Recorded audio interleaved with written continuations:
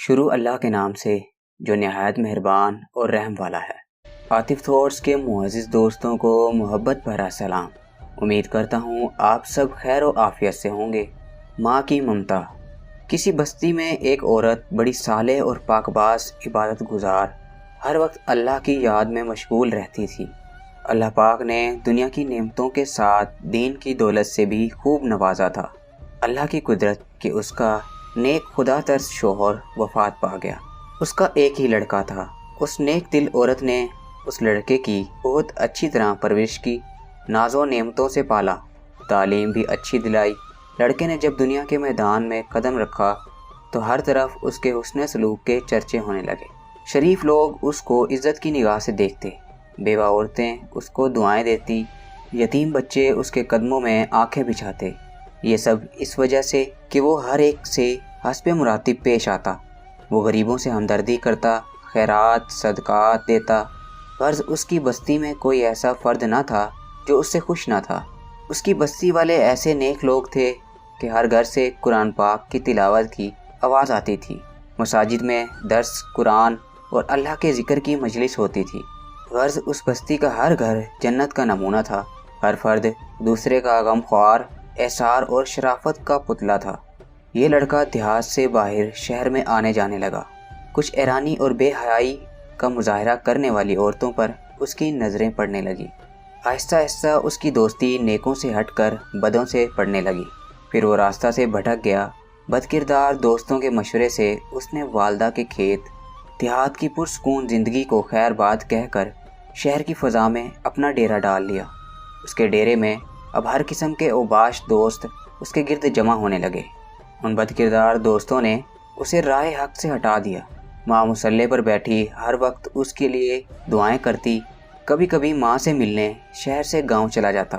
آہستہ آہستہ وہ ایک وقت آیا کہ مہینوں میں ایک چکر لگاتا۔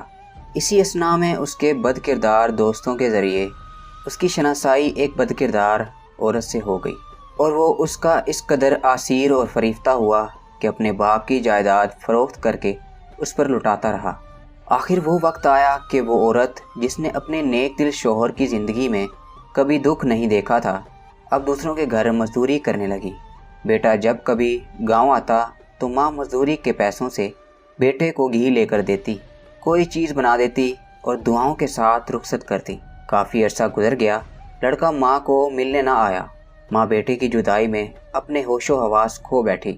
جب بھی کوئی غیر اس کے دروازے کو کھٹکھٹاتا تو وہ دوڑ کر دروازے پر جاتی، بے ساختہ کہتی، میرے بیٹے تم آ گئے، بیٹے تم نے اتنی دیر کیوں لگائی؟ جب معلوم ہوتا کہ گلی کے کسی بچے نے دروازہ کھٹکھٹایا تھا تو دل پر ہاتھ رکھ کر پھر مصلے پر آ بیٹھتی اور رونا شروع کر دیتی۔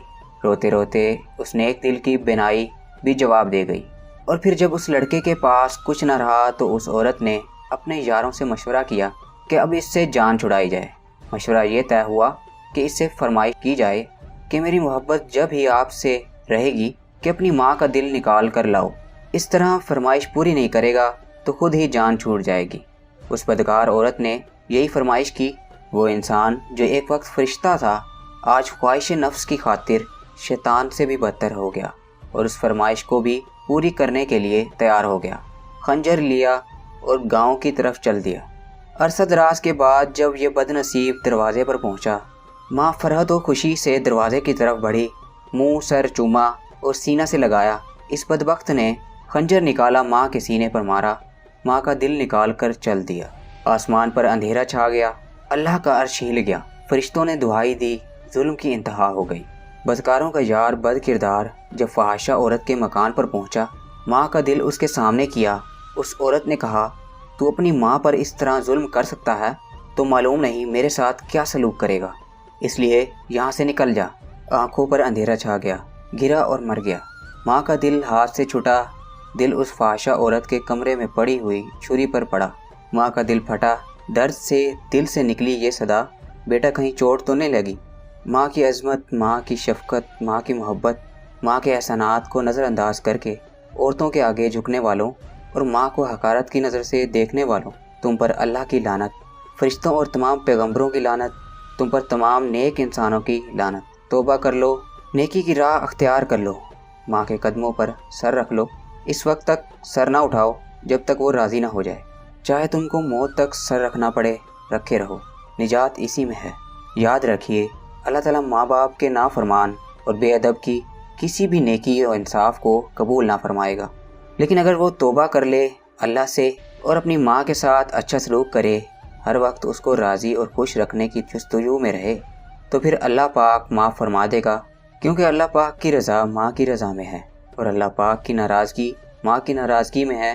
اللہ تعالیٰ ہم سب کو اپنی رضا کی توفیق عطا فرمائے اور ہمیں اپنی ناراضگی سے بچائے، آمین ثم آمین۔ امید کرتا ہوں آپ کو یہ ویڈیو پسند آئی ہوگی۔ ویڈیو پسند آئی ہے تو ویڈیو کو لائک کیجئے، شیئر کیجئے اور کمنٹ سیکشن میں اپنی رائے کا اظہار ضرور کیجئے گا۔